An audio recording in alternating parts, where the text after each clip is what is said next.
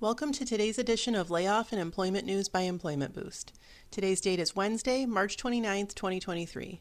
If you are an individual affected by a layoff, or if you are a company facing a reduction in force, click the link above now or in the description box below for information about our firm's outplacement support services.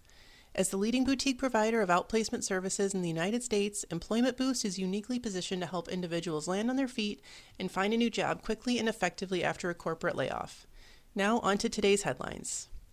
U.S. automaker Lucid, who produces the luxury all-electric Air sedan, is cutting its workforce by 18% as part of a larger restructuring.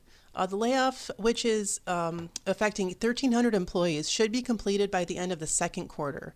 The company does expect to incur about $30 million in charges connected with this restructuring, mostly through severance and employee benefits payments. Also, as part of this severance plan, it looks like those affected employees